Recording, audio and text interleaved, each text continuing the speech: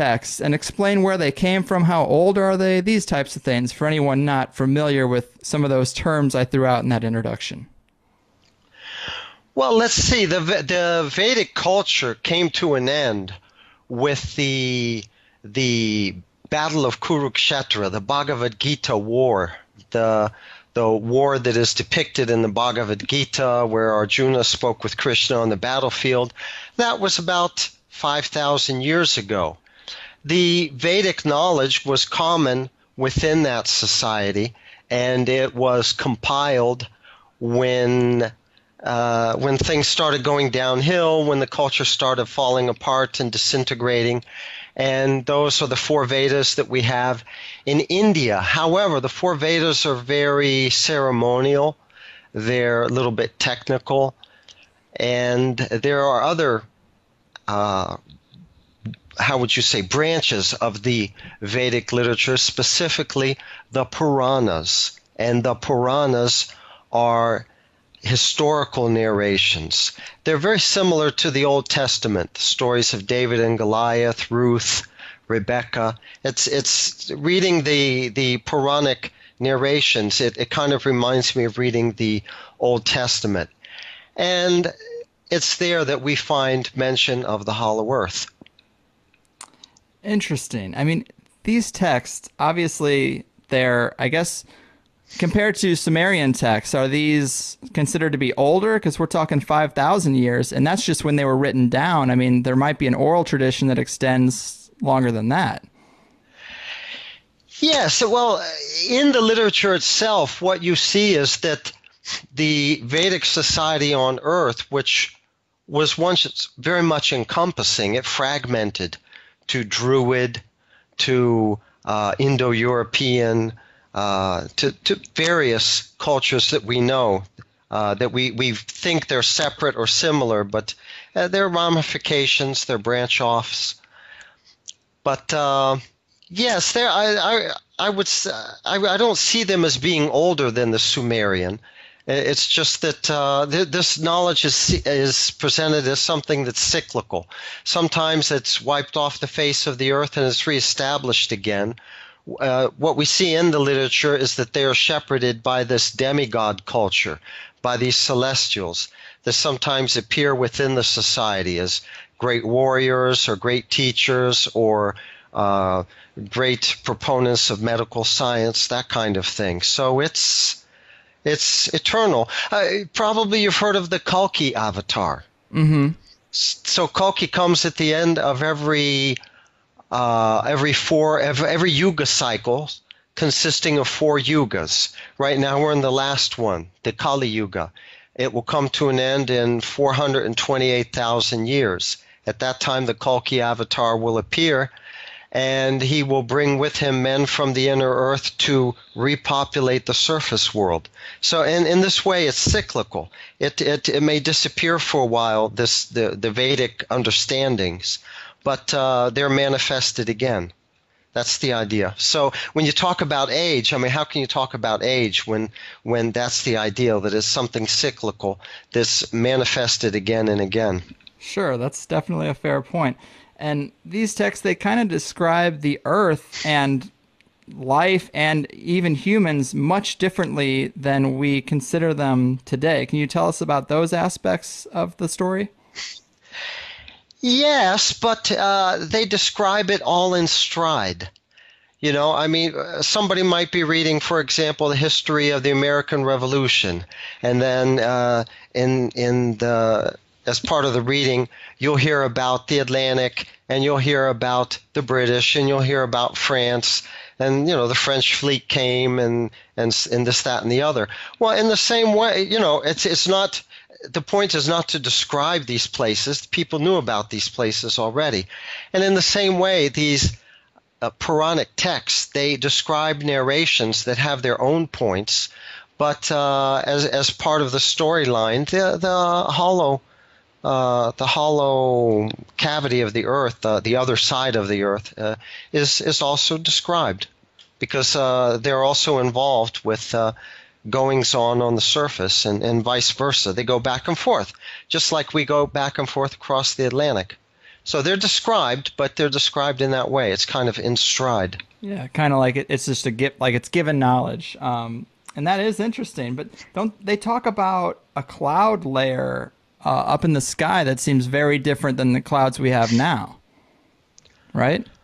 Well, this was the idea, and you can see it described in the Bible with this idea of 40 days rain and 40 nights of rain, that there was a cloud mantle around the earth, and that it protected the beings on the earth from the radiations from deep space, and allowed human beings to grow taller, to have better brains, better memories, quicker thinking, and to have greater longevity also.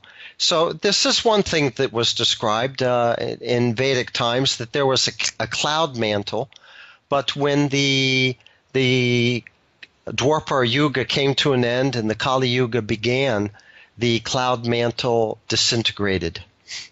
Now, let me make a point here also. We know that Venus does have a cloud mantle. That's for sure. Yeah, we can observe it. And what we're told, for example, is the Venera 9 probe in the middle of the 70s, a Russian probe. They had several Veneras.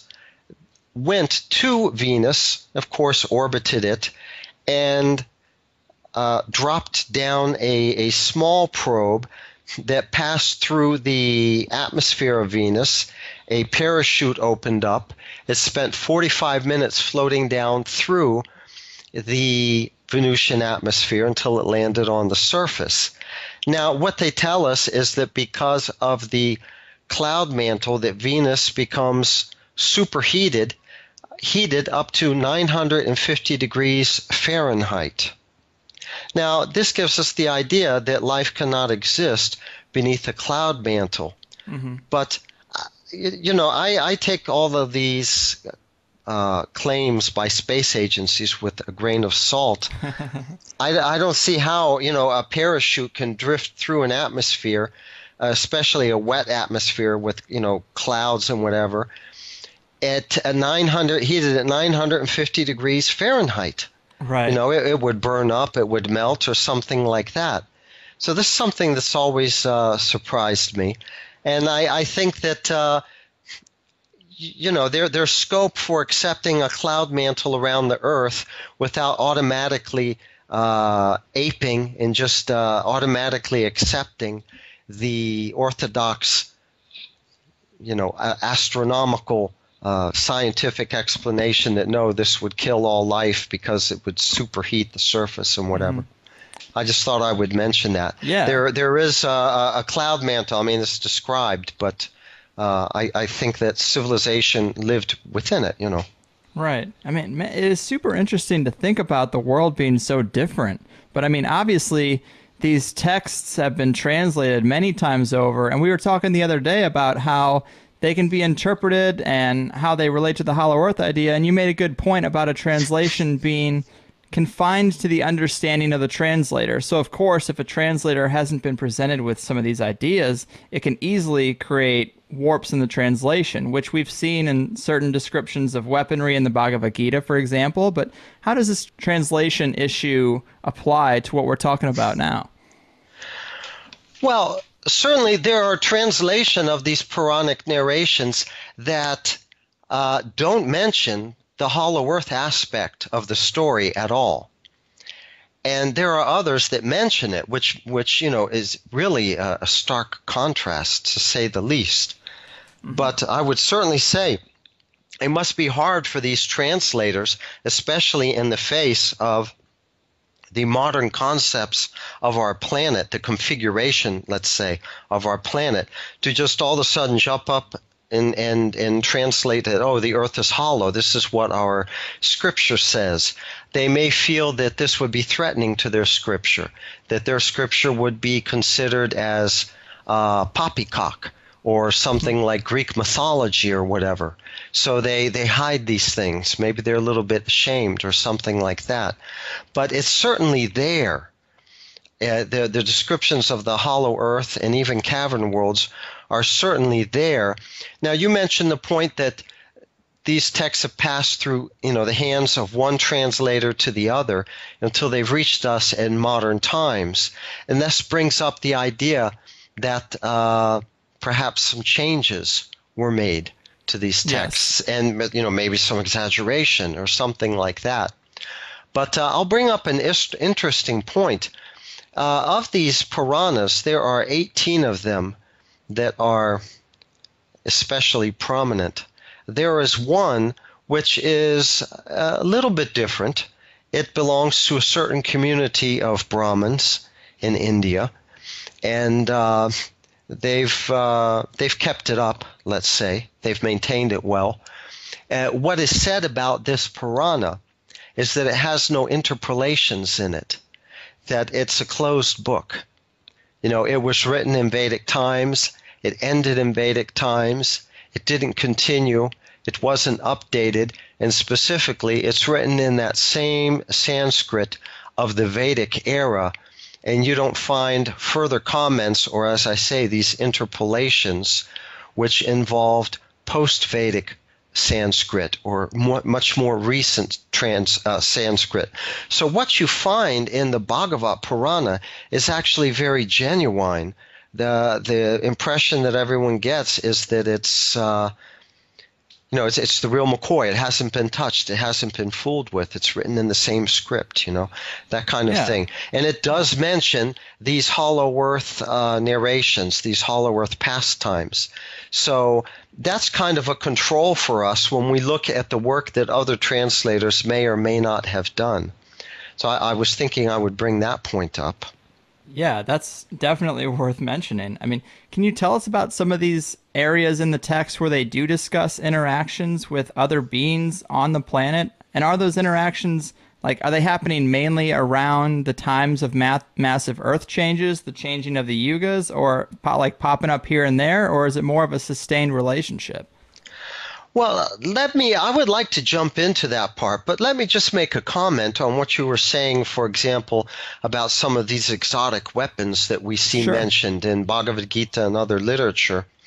What we see mentioned are arrows that seek and follow their prey, which remind us of missiles, guided missiles, heat-seeking missiles, for example. We're also exposed to the idea of UFOs, aircraft with UFO flight characteristics, the fantastic speeds of the UFOs and the way they stop on a dime and make right-angle turns and that kind of thing.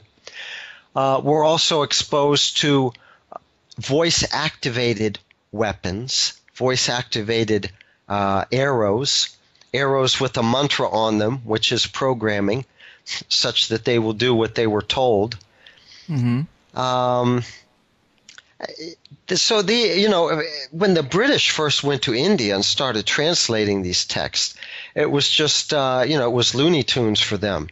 It was just some crazy, wild, unacceptable description of a culture and whatever, obviously.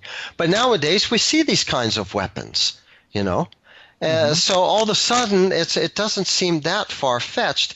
And when we think about the Vedic culture and these Vedic descriptions of the hollow earth, let's keep in mind what the Vedic culture was. It was a culture that had a written language which is much more sophisticated than our languages today, of which, let's say, Latin, German, the Indo-European languages were fragmentations, simplified forms of Sanskrit. They were developed in terms of astronomy and calendar systems. They were developed in terms of mathematics, and we're talking about certainly algebra. So these are not just like the Yanomami Indians of Brazil that have some folk legend about the hollow earth or something like that. These were actually at least the Brahmin caste. They were very educated. and had a lot of information and knowledge to their credit. Right, and that is definitely worth acknowledging. It helps strengthen the case. Sure, definitely. Now, the interactions with other beings do not seem to be related at all to earth changes or specifically to changes in yugas. I would say no. I would have to say no. I'll run a few of the narrations by you and try to just give the gist. Sure. And you'll get a feel for it, and then we could take it from there. Now, we spoke about the Bhagavad Gita, for example. The Bhagavad Gita is so well known. I mean, I remember being in, 11th grade literature class, and we studied Siddhartha, and we also studied Bhagavad Gita, the conversation between Krishna and Arjuna. And I had taken up transcendental meditation, and I had read the Maharishi's Bhagavad Gita. I had read the Christopher Isherwood Bhagavad Gita. Timothy Leary quoted from Bhagavad Gita. You know, it was that kind of thing. Mm-hmm. And so it's an Hindu literature that is known to us. So, my God, we talk about Vedas, the Rig Veda, and we talk about the Puranas. Who knows what in the world those things are? but maybe you remember high school studying the Bhagavad Gita like I did, or maybe in transcendental meditation class. You know, it's a point of reference. Mm-hmm. So, Bhagavad Gita is part of a larger literature called the Mahabharata. Mahabharata has something like 64,000 verses to it, lines, sentences to it, lines, shlokas. So that's incredible, for one thing. It's very large. The Bhagavad Gita is only one chapter in this whole history, narrated history of the times of the Krishna avatar. And what we find is that a few chapters before the Bhagavad Gita, Krishna was speaking to Arjuna's older brother, who was the king whose kingdom had been usurped, and on whose behalf Arjuna was going to enter the fray, you know, the one army against the other and try to recover it.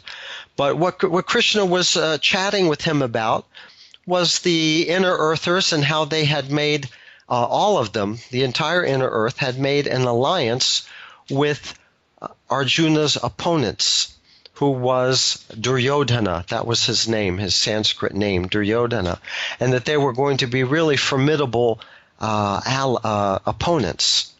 So this was just, you know, as part of the chapter, some of the developments, the things that they were talking about as they were discussing the coming battle.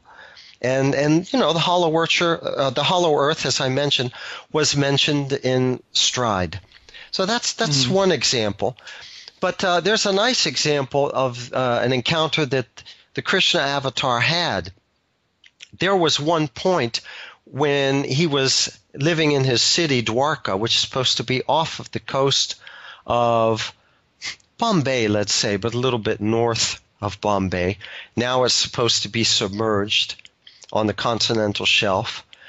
But there was a spectacular jewel that had been stolen, and one of Krishna's associates was involved. His name became besmirched. And Krishna wanted to set things straight. So he went with a few of the townspeople to follow this path through the woods where the carrier of this jewel had been killed and the jewel disappeared. They found this place. They went a little further, and they found a lion that had been killed. And apparently the lion had killed the messenger and taken the jewel. That's the way it's described. If human beings were more intelligent in those times, so were the animals. Conversations with birds, for example, appear in the Puranas. But, weird. Yeah. But in turn, the lion had been killed, and the jewel was not with him. And somehow or other, the Krishna avatar understood that it was taken by Jambavan to his underground lair. And Jambavan is described as a rickshaw or a bear, a huge bear, although I've also seen his him being translated as a gorilla. Well, whatever. But the Krishna avatar went to the cave entrance, told his associates that they should go back to Dwarka, that it would take a long time for him to go through the cave and come back. They insisted on waiting, and the Krishna avatar went through the tunnel system. Well, it did take many days. He spent many days down there. Actually, he ended up visiting. And they did become discouraged and confused, and they went back to Dwarka. But what happened was that Krishna spent days going down through the tunnel until he came to a cavern world. And it's described that the home of the rickshaw of the bear, Jambavan, was there. And this is from where we get the word jumbo from Sanskrit, because Jambavan was extremely huge. He was like a giant. And Krishna entered the home, and he went into the playroom of Jambavan's boy, and the boy was there playing with the jewel that had been given him to him by his father as an article to play with. And it's described that the nanny of the boy became very frightened, and she ran away and screamed. And soon Jambavan appeared in the room and became very angry because he felt that his boy was being threatened or something like that. And they went outside and they battled. And they battled with maces, and they battled for actually many days until the rickshaw became weakened. He was actually like Hanuman, the monkey warrior, the great devotee of Ramachandra, who is another avatar. Because he was also, this rickshaw was also a great devotee of Rama, of another Vishnu incarnation. And he was very powerful, and he realized in the middle of this combat that the only person this could be is a Vishnu incarnation, because nobody else can stand up to me and fight for days on end like that. So he stopped the fighting and he questioned Krishna, who are you? Are you a Vishnu avatar, and that kind of thing? And Krishna had his enjoyment, played how would you say, kind of a prank, transcendental prank on his devotee, and they became friends, and he spent a few days there. And Jambavan was very happy to give back the jewel to the rightful owner so that things could be set straight and whatever. And Krishna went back to Dwarka. So this is very interesting. It's not like we see some lair that's just a cave with bones lying around or things like that. It's described that there was a home and that there was even a nanny. This is just very unusual. Right. These texts are really interesting to talk about, and the stories are pretty cool, and they do have technology described that sort of matches up with modern days. But for a lot of people, when they hear about these texts, they kind of write them off as folklore or myth, not to be taken literally. And things like conversations with animals, those are hard for people to think of as literal truth. Do you think we're supposed to read these as literal stories? Well, I certainly do think that it's a great barrier. It really is. But to say that this took place in a different yuga is to say it took place in a different world. It took place in a world where there was no radiation from outside, where people were very telepathic, where mantras were efficacious, where they were like incantations, that would manifest their results right before your very eyes, manifest from the astral plane on the physical plane. This would take place especially through fire and their fire sacrifices. I just think I think it's a real barrier.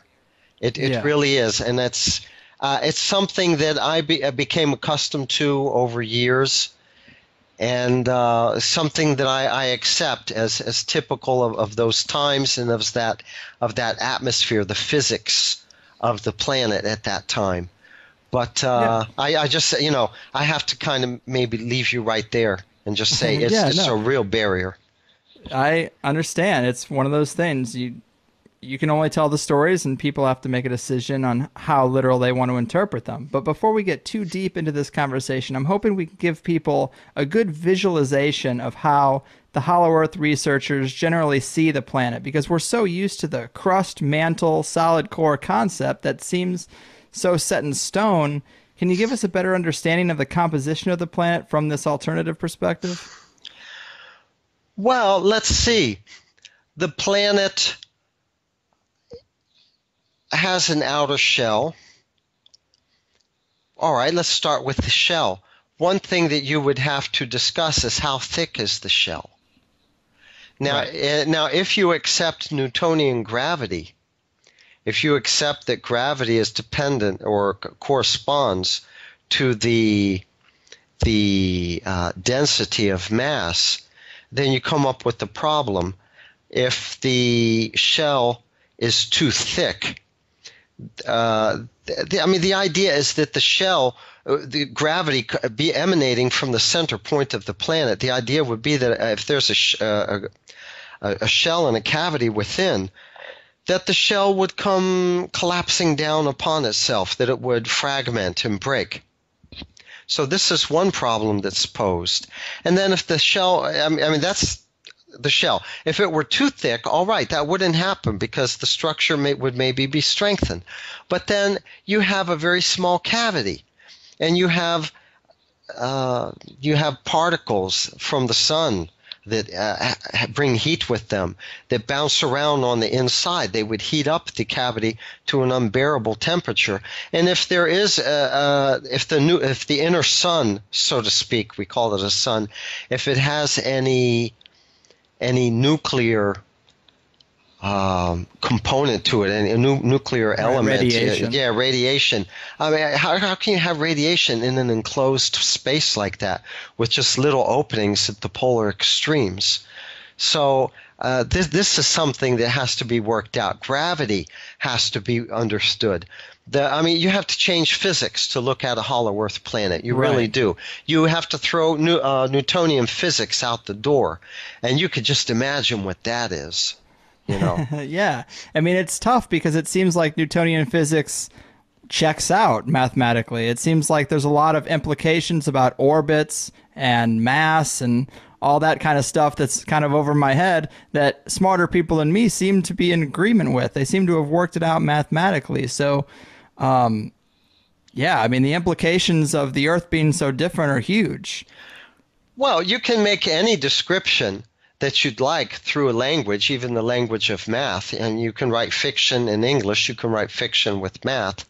So when we're talking about the orbits, they have to make up masses and invent mass in order to make the celestial mechanics, Kepler's laws and all that actually function.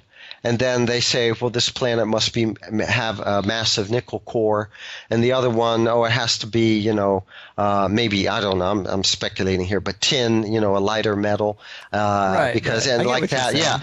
So they plug make in the that holes. up. Yeah, they plug in all the holes. So don't take that too seriously. But then one thing that becomes very interesting is if you see gravity as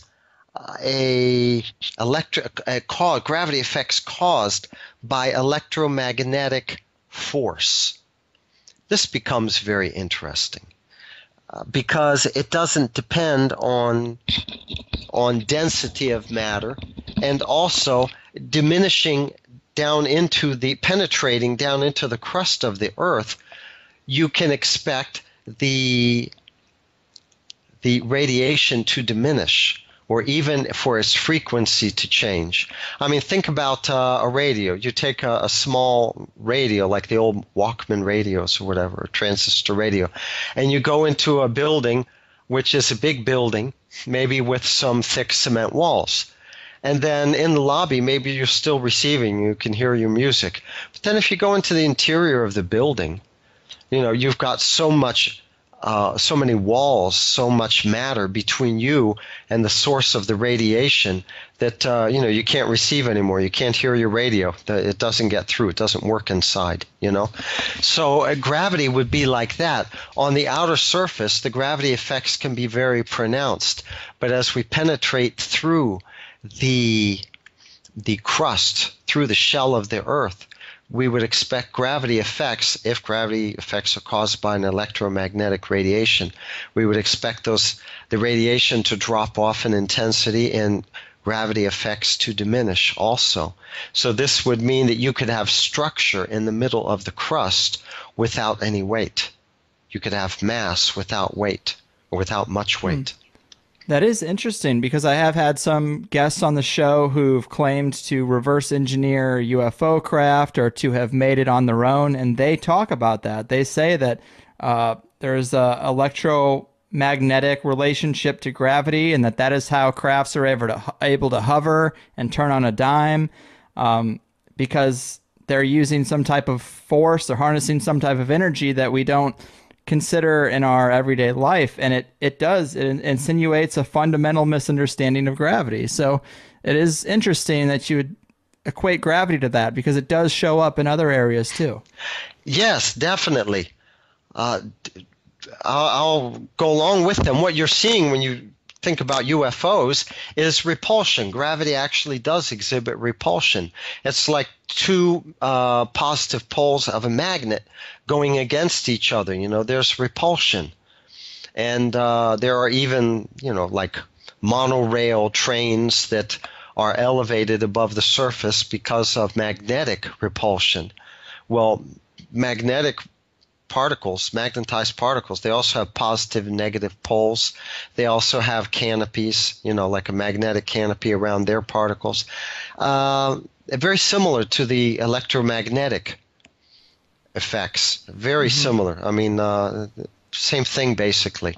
So there you have it, the Earth emanates this electromagnetic radiation, and the atom has a net positive charge.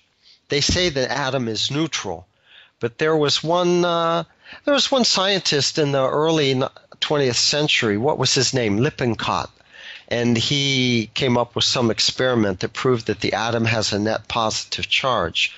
And he was poo-pooed about it and just kind of scoffed aside. And later on they made up to him, and he won the Nobel Prize for some relatively unimportant discovery that he had made.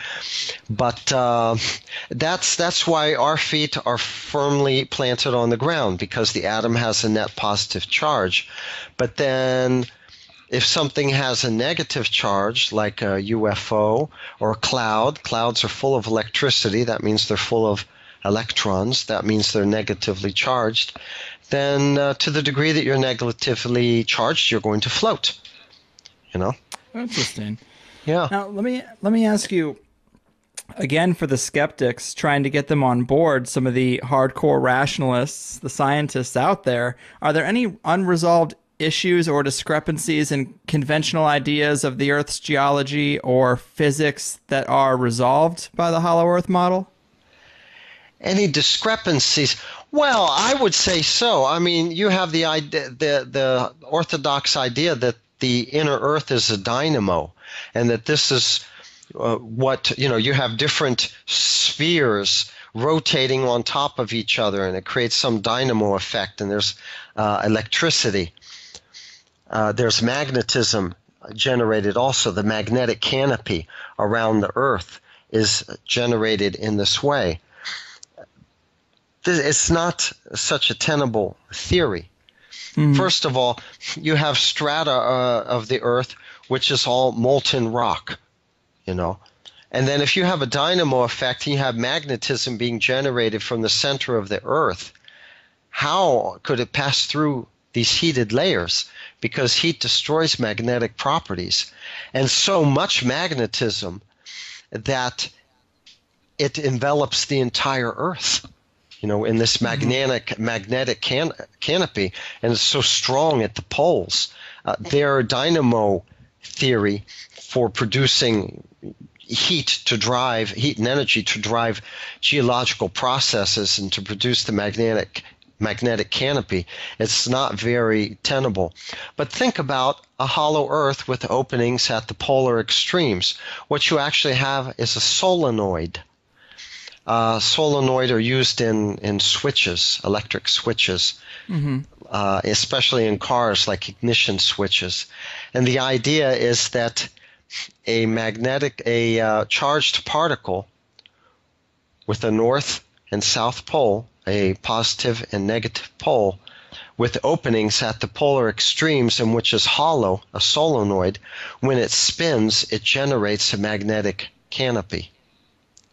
And there you have something, proven science, that and there's no contradiction that says, well, we haven't figured it out yet, but in the future we will know.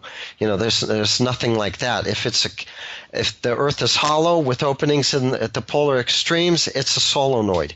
If it spins, it's got a magnetic canopy. That's, all there is to it. And then what about energy and heat to drive geological processes?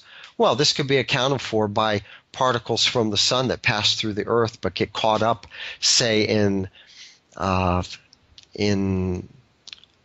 hollows and in openings and spaces between different strata, between continental plates and the rock below it, for example, and they build up there, just like batteries.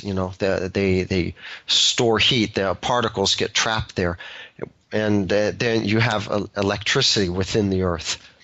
When these explode because of sunspot activity, solar flares, and excess charge of electricity building up within the Earth, when it reaches a certain point and they explode, just like a battery that's being overcharged might explode, then this would account for earthquakes, for example.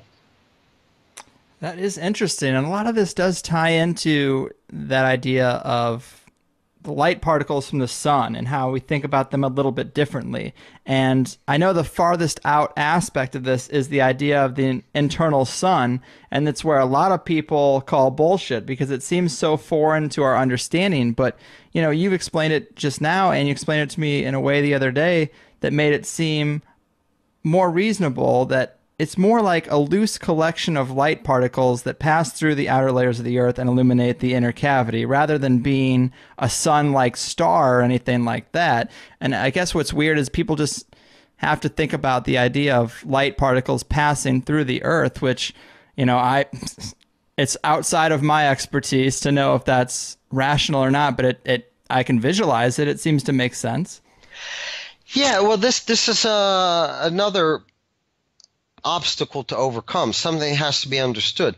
How do you get light within the crust and the cavern worlds? They're enclosed. And then you've got this hollow cavity, which is very big, but the openings are actually relatively small. I mean, they don't let in a lot of sunlight, not at all. So how do you get sunlight? How do you get heat and warmth, to make vegetation grow within the hollow Earth? A hollow sun has been, stipulated, theorized, because it's been seen by explorers, Arctic explorers, who approached the pole. During the Arctic night, the explorer Nansen, for example, who was knighted by the King of Norway for his expedition in the 1890s. He made two very significant expeditions, and one of them had him graze the opening. And in the Arctic night, they saw the sun on the horizon, a copper-colored sun on the horizon, but it was on the wrong horizon. It was on the wrong side. And this was a couple of weeks or something like that before the actual sun of the solar system was supposed to rise anyway. So in the middle of the dark night, they're wondering, what is this doing here? How do we have this sun on the horizon in the wrong place? Yeah. So we know that we know there's a sun in there. That's the idea. But then what is the sun like? It's been described as being copper colored. the idea that we have from the descriptions, take it or leave it, of Olaf Jansen, who was a young Norwegian boy in 1848, who actually made it in, let's say, with his father on their fishing sloop. Not a very big boat. There were only two of them. But he described the sun as being also copper-colored, as being kind of nebulous, and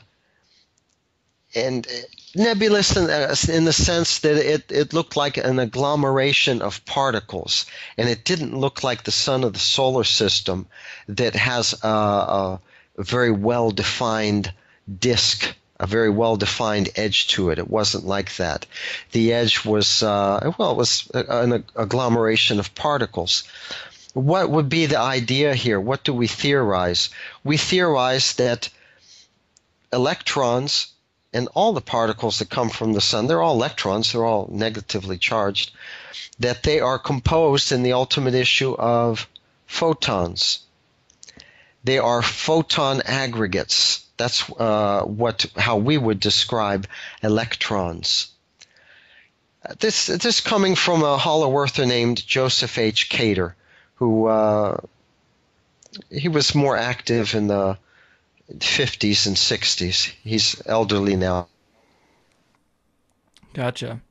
Yeah, I mean, that aspect of it is super interesting, but I feel like we've done a pretty good job of explaining it, or mainly you. But let's go through some of these stories. I mean, you mentioned the expeditions in the Arctic, and I've heard you describe some pretty strange navigational behavior near the North Pole on some of those early expeditions to discover it, and you equate that to the false assumption that the Earth is a sphere, where in reality at the North and South Poles they sort of sink in like big punch bowls long before you get near the actual pole or the hollow Earth entrance. Can you tell us about those early expeditions and that aspect to the Earth's geology? Well, I can, but perhaps you'd give me just a few seconds to wrap up very quickly what I was actually driving at. Sure. With these particles that pass through the Earth. When they make it to the hollow portion, some of these particles, they get captured and they bounce around, they break up into their constituent photons, and that's how you have this omnipresent light that manifests in the hollow cavity. And they, in the ultimate issue, they congregate in the middle, and that's how the sun is formed. Maybe we should go to the outer surface then, and sure. Speak about the contour of the planet. Yes. So the idea that people have of the planet is that maybe it's like an egg on its side. The curvature of the Earth tends to flatten out until it becomes completely flat at the North and South poles. Mm-hmm. And this is true to a great degree, but if there is a hollow Earth with openings, then what we actually have is a basin. It's like an hourglass, which is thin at the neck, but the outer edges, the inward grade, the inward slope or angle, starts out very, how do you say, not very acutely, mm-hmm. and very slight, and then it becomes acuter as it gets closer to the neck of the opening, like an hourglass, and then it would mm-hmm. open up within until it takes on the contour of the inner surface. So this is very important. It has to do with navigation, because the Arctic explorers in the 1800s were always getting lost. They were always getting lost because they didn't know about their latitude, They were not on an outward sloping latitude. The whole Arctic basin is a basin. The whole Arctic Ocean is a basin. It's an inward sloping basin. So your grade is actually turned inward, such that when you use a sextant to calculate your position, you end up making some huge errors.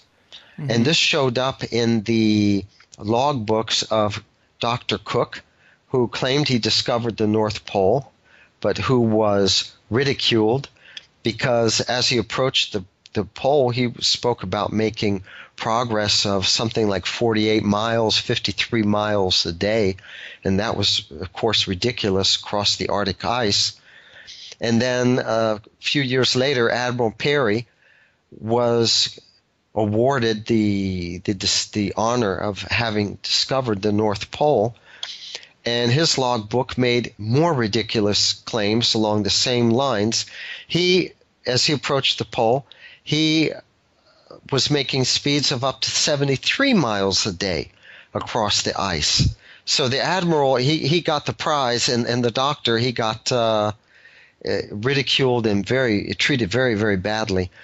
But what makes this happen? You're going up a certain slope until you reach the outer rim, which the outer rim is actually flat.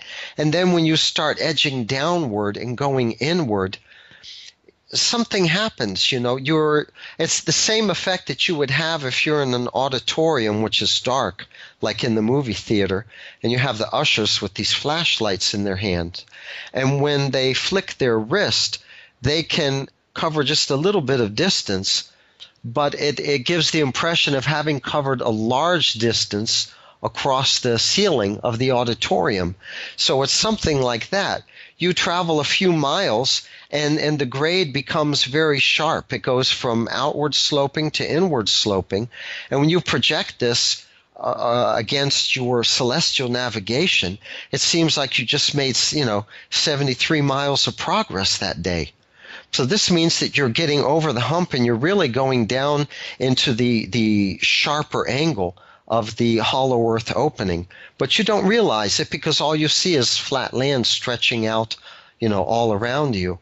But your navigation will tell you that you're getting close because the inward grade is getting steeper.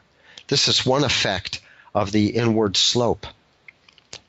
People get lost and they report these speeds, Right. That's a good explanation, because I think for me, when I first started hearing about the hollow earth, it was hard to visualize, to get a solid grasp on how those pole openings work, because I think the first thought would be that it's kind of like coming up to the edge of a massive cliff, and it's nothing like that. It's seems like almost like a big hill in the ocean, and you go up and then you start coming down the other side, almost like the momentum of a roller coaster. Right. Is that accurate? I would go along with that. But to give you an idea of the slightness of the grade, at least in the beginning, right above Ellesmere Island. In fact, it must have been they were still on Ellesmere Island in Canada, which would have put them.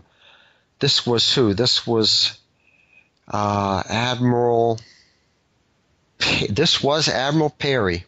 He wrote 4 years in the Arctic North, in the White North, something like that. But what he recorded as they were traveling northward, that there was foreshortening of the horizon, and he mentioned a mountain, he mentioned a hill. So he was not on the ice yet. He was still on Ellesmere. This puts him 500 miles away from the North Pole. And what he said was that they would see the tip of this mountain or this hill sticking up above the horizon in their binoculars. So they would say, okay, that's 9 miles away, the horizon, and they would head towards it, but they would arrive very quickly, like maybe after 6 miles. And this tells us that the slope, the angle of the curvature is already has a downward and inward slope to it. But by the time you get to the North Pole, I mean that's a very slight slope. It's not very sharp at all. No, it's not like a precipice. It's not like the edge of a cliff. Mm-hmm. And this isn't a visual show, but if anybody is second guessing this information or thinking, we have people out on an international space station, why can't they see this? We have satellite imagery of the Earth, why can't they see this? You actually can. If you Google hollow Earth polar opening, you can see video and photographs of a strange opening at the North Pole. And in the age of Photoshop, it is really tough to know what is real and what isn't, especially when you're looking at random images. But I've seen some pretty convincing images in your slideshow presentations, and I wish people could see that right now. Well, one thing that I'll say about orbits is that almost all orbits are equatorial orbits. So it must be very hard to get a good view of the hollow Earth. You'd have to be above it to really see the opening. So that's one problem. There are very few satellites that have polar orbits. They're mostly military satellites. And there's one satellite clip which is labeled AMSA, AMSA, and they tell me it's a Japanese weather agency, something like that. It's their satellite. There are several clips like it, but what you will see above Greenland between Baffin Bay, say between Greenland and Ellesmere Island in Zemlya, this would be called Nova Zemlya. What you see is a round circle, a round whitish circle. Now there are white smears all across the Arctic, but this one is always there in the same place above Greenland and between these two opposite points from the pole. It's always there, and it's always very circular. But the white is different. And the way I would interpret that is that you have warm, humid air coming from within, it's warmer, to the outer polar air, which is extremely frigid. And of course it condenses and forms fog. And this fog reflects a different color to it, has a different tint to it than, say, the ice, the surrounding ice, because the ice is thicker, denser, whatever. So that tips us off. It's in the area where all the Arctic anomalies have been noticed that indicate that we're close to an opening. Near the area where the polar explorers always noticed that the animals are migrating for the winter, but they're migrating northward. From that area where they say, well, the wind is blowing, but when it comes from the north during the winter, it's warmer. And then the ice on deck starts melting. From that area where the pollen clouds come blowing across the entire ice scape and cover the entire surface with pollen, this orangish pollen, et cetera, et cetera. That's where we think the opening is, and that's where we see this whitish disk. So that's fairly good evidence right there. Yeah, it's super interesting, and I like that it's able to be backed up by some of those satellite images. It's super interesting and contradictory to everything I've ever been taught. But we've kind of bogged the people down with science and the knowledge of the ancient texts, and we're about at the halfway point of what we were going to do here. Let's look at some of the stories, the massive amount of anecdotal evidence that the Earth is different, especially around those pole areas. I think a lot of them are a good place to start. They come out of what's typically known as the age of exploration. When Europe got their ships out there, the 1400s, 1500s. Is that when we start to see these stories coming out? Well, Greg, just let me give your listeners a tip about satellite quality satellite evidence. Sure. There's the RadarSat program. And that is a known program. It's a European Space Agency program. What it did was very well documented. Everything that it did was published. They have a website. They did radar mapping of the entire surface of the Earth, including the ocean floor. And, that's some evidence you can sink your teeth into instead of saying, well, there's this clip going around and what it shows, and it looks like it's in the right place, but, it says it's AMSA, but we don't know really where it's from. I mean, when it says you go into the RadarSat, you're really in the middle of the whole RadarSat program. And the RadarSat images of the southern Antarctic opening are really very, how would you say, very indicative. Very indicative. You can see the slope very well. You can see as it gets darker, as you get towards the middle of the opening, and the slope gets steeper. Because, of course, the radar is not having good resonance because the slope, I mean, in the ultimate issue, it goes sideways, you know, it doesn't reflect back up. So that is some good quality evidence, satellite evidence, if they want to look up some of the radar sat hollow earth opening, that, you know, if they Google that kind of thing, they'll find some good images there. Okay, cool.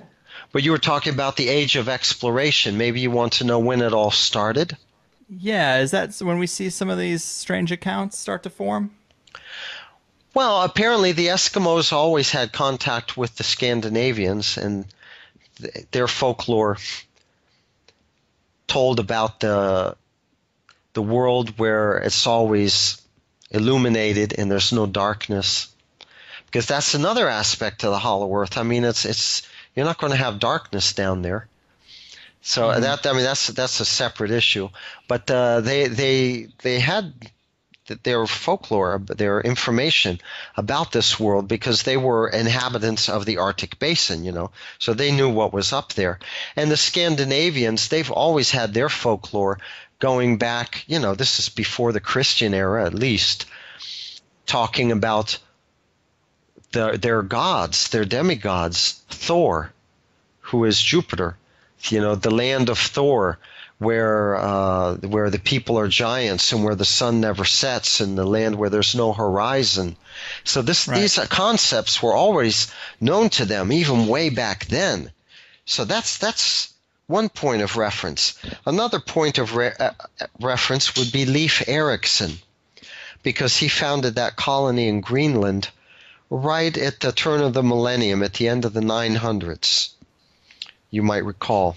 And that was a colony that flourished very much so because of the support that came from Europe. They sent a boat or two every year to bring supplies and things people couldn't manufacture.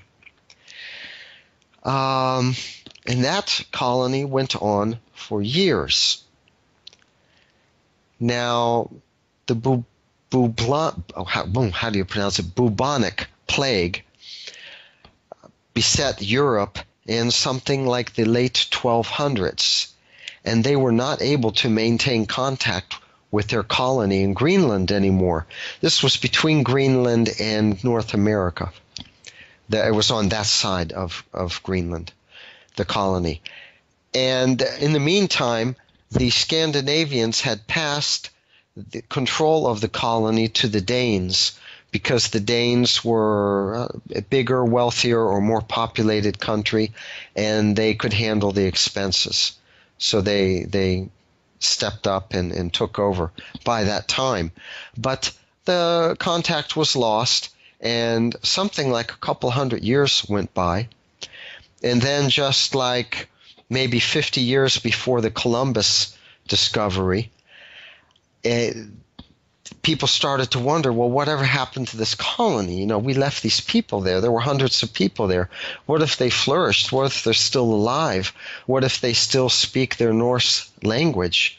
You know, we have a Christian duty and that kind of thing. And they sent a ship. And the ship found the remains of the colony. And they were able to communicate with the Eskimos and ask what happened. And the Eskimos told them that the Vikings ended up trekking up towards the north across the Arctic ice to the inner world where it's always illuminated and the sun never sets and all that. So that's another point of reference. Even from before Columbus, they were coming back and saying, well, they went into the Hollow Earth, you know. Yeah, that's crazy. And you mentioned Scandinavia, which, of course, I've heard you talk about the origins of the Santa Claus story, which come from that region. And there's a tie-in to the Inner Earth, possibly. Would you like to tell that anecdote?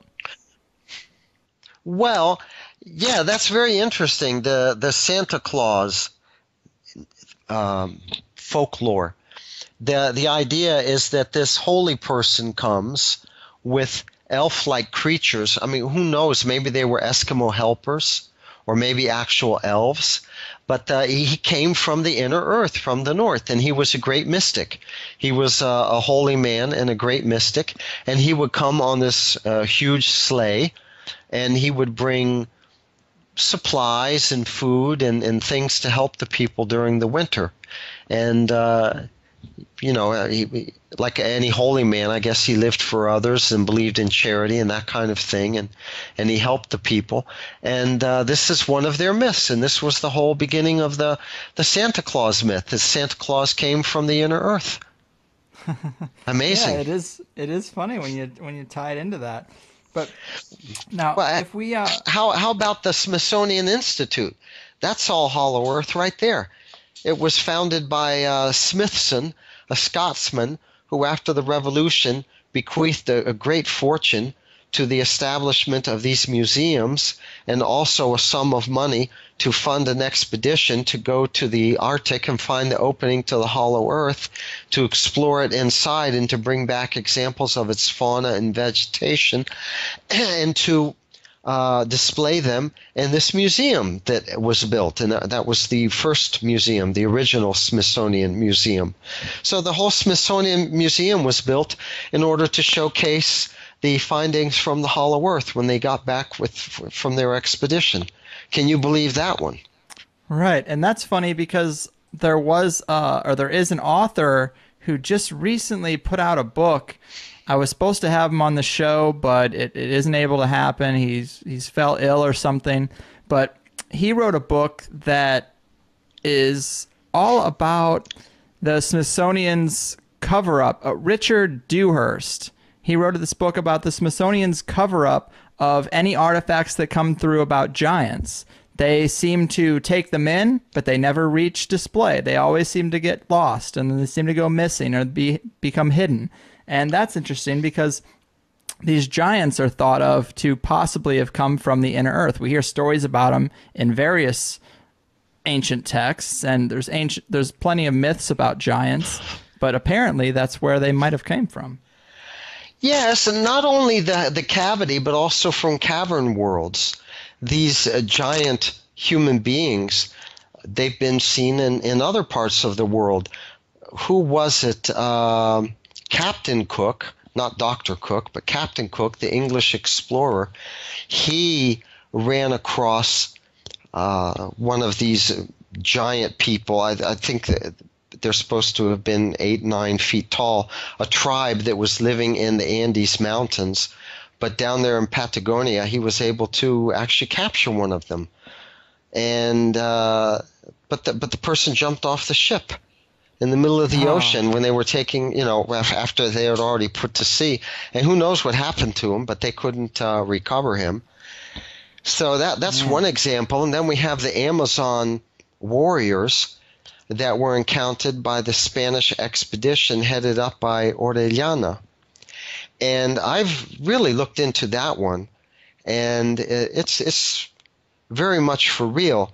They had a chronicler with them. They had a church friar with them who, had studied and who was literate and whatever. And he was writing down a report, keeping a log of the whole expedition. Sensible man, educated man, religious man, not apt to tell lies, we wouldn't think.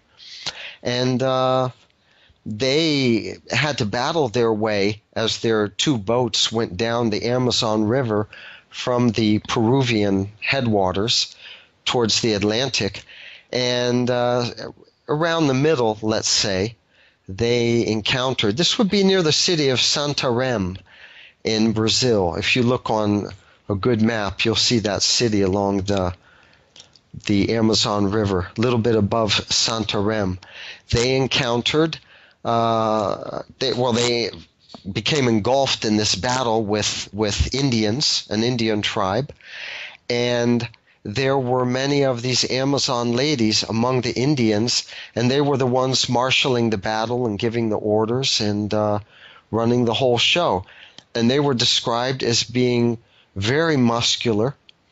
They were much more muscular than their Indian counterparts, and they were described as being a palm taller than the tallest Spaniard.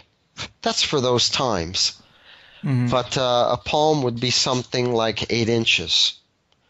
So 8 inches taller than the tallest of their people on their expedition. There were 50 of them. So you can imagine these ladies, they were, maybe from the shoulders, people would come up to their shoulders maybe, or maybe just to just below the neck, just below the shoulders. That's also possible. Yeah.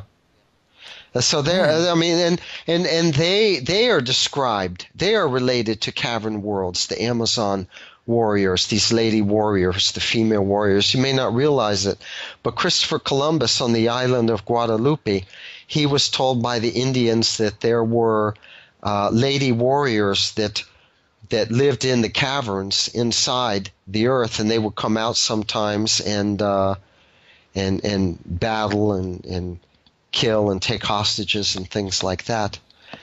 Whoa. So they seem to have had their underground aspect too. Because you don't find them; they disappeared. Yeah, interesting. So let me bring us back to this era of exploration a bit in the 1500s and that kind of era. It seems like if there were discoveries and an orchestrated effort made to keep information from the public, because clearly, the powers that be, the shadowy elites that run the planet, they have to know this information and keep it hidden. And it seems like that would be the era where, at least among a certain level of leaders, it seems that that's where that concerted effort would start to happen. I mean, are there any stories from that time that jive with that idea? Well, there was Sir Martin Frobisher during the times when Elizabeth and Drake were terrorizing the seas, and Frobisher was one of them. He was one of her sea captains right up there with Drake. He was commissioned to go to the Arctic and to explore the Arctic shores. And he was given a map, the Frobisher map, which shows the Arctic shores, basically, but it shows some inner shores. And the idea you get is that the person was passing through the opening, and then when you pass through the opening, what you see around you, because, you're coming through a hole and then it opens up down below, and what you see around you was the other coastline. There was another coastline shown in the map. Interesting. Yeah, so there's that. And then there was Henry Cabot, another explorer who was searching for the Northwest Passage. Well, he disappeared, but supposedly he was poking up there.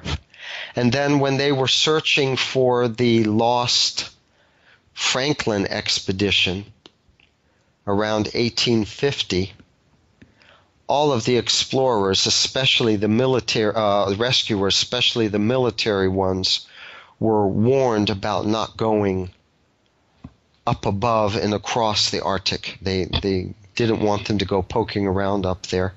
There might be some reason for that, but certainly when you get to the explorer, I just mentioned his Nansen, a Norwegian.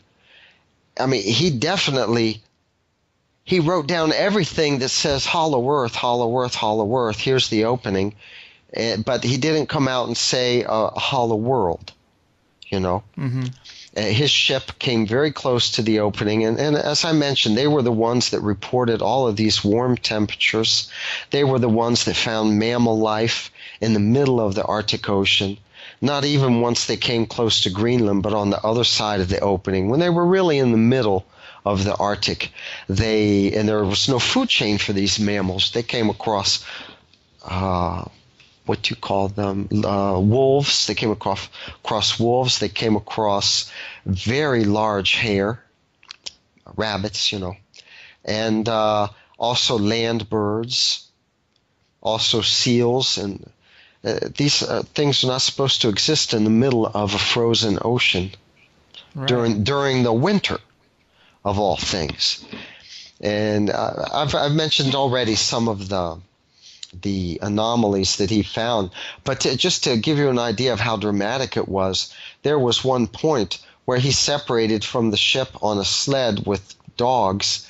He and he and one of the crew members, and they went towards the North Pole. They wanted to conquer the North Pole.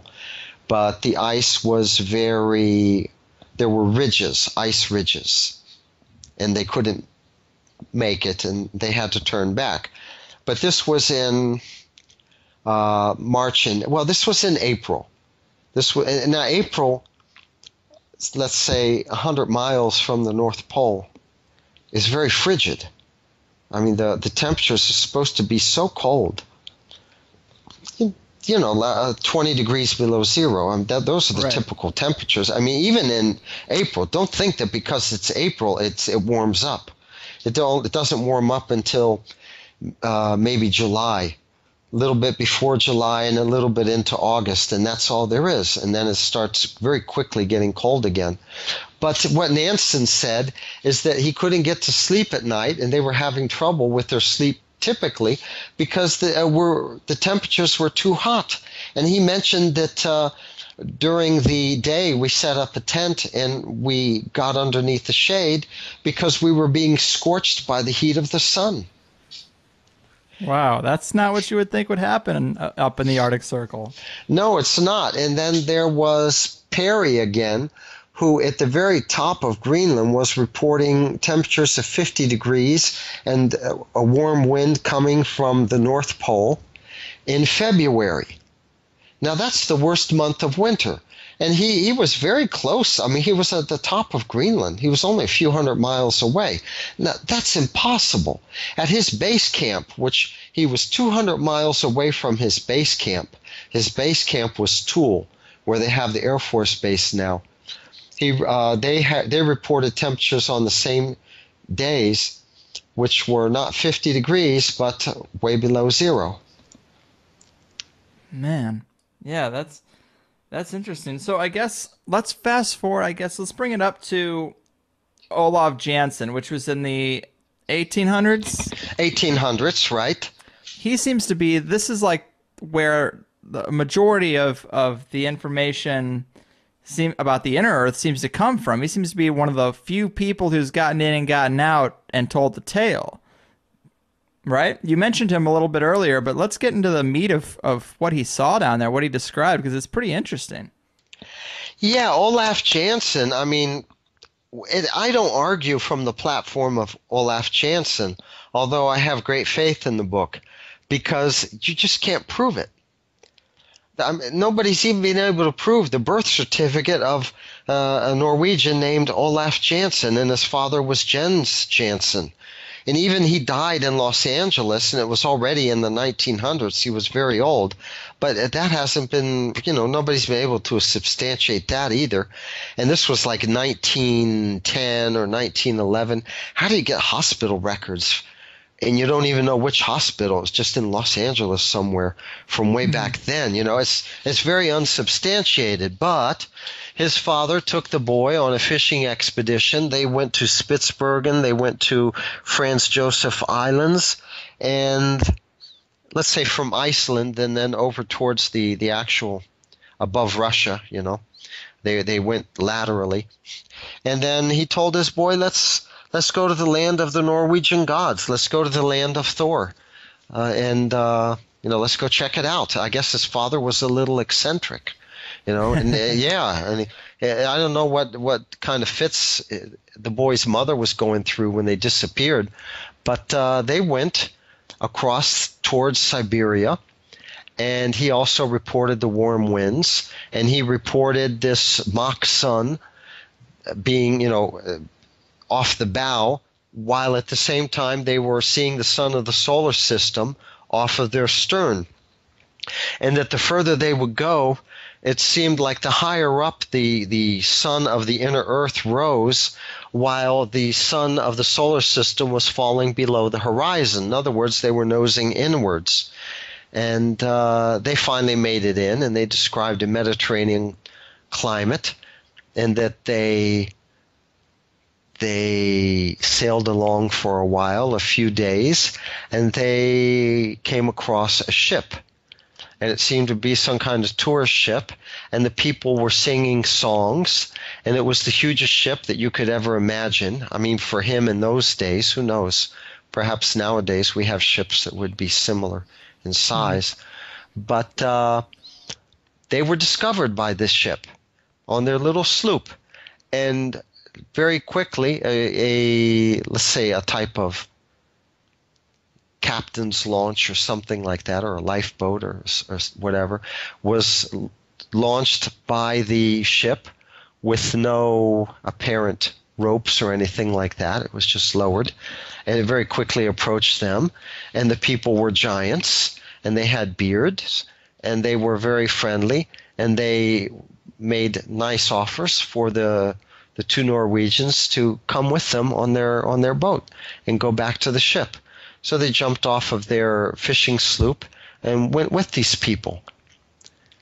And they quickly went back to the boat, and they were brought up, and there they were on deck, surrounded by these Hollow Earthers. And the Hollow Earthers were the same race as they were, the same as the Scandinavians.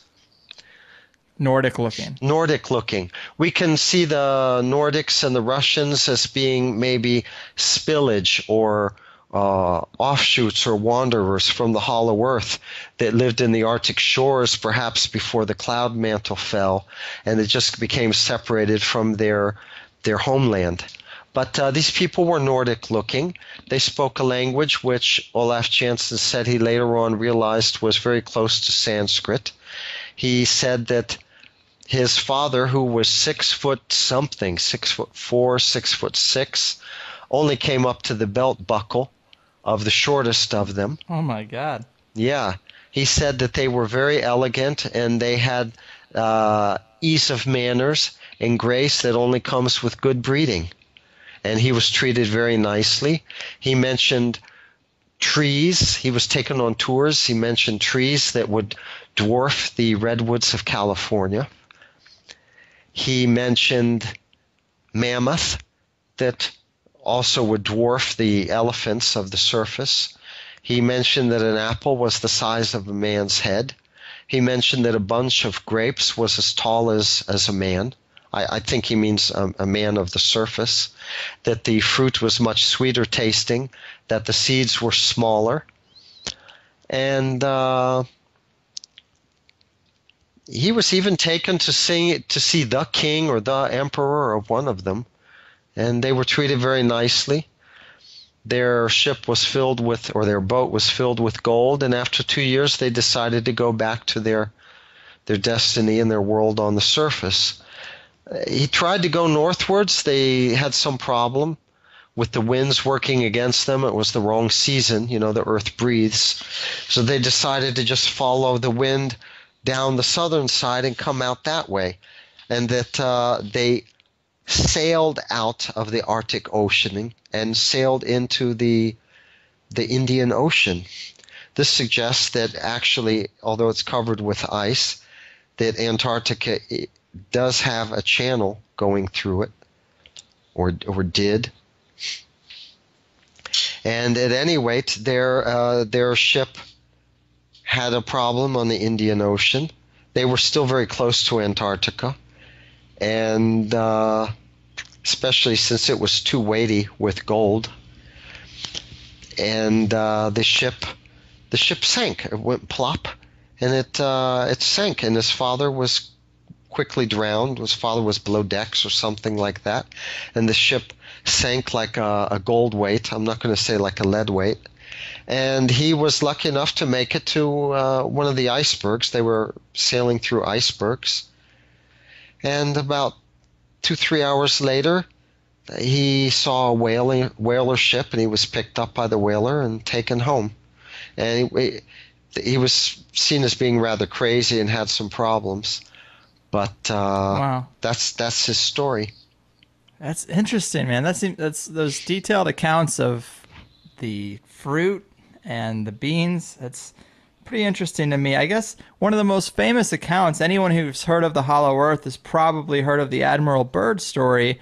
And I was a little surprised to hear that you don't put much stock in that story because for the lack of evidence, maybe similar to Olaf Jansen's story. But can you give the cliff notes to the Admiral Byrd story for people who haven't heard it? Because it's pretty interesting too.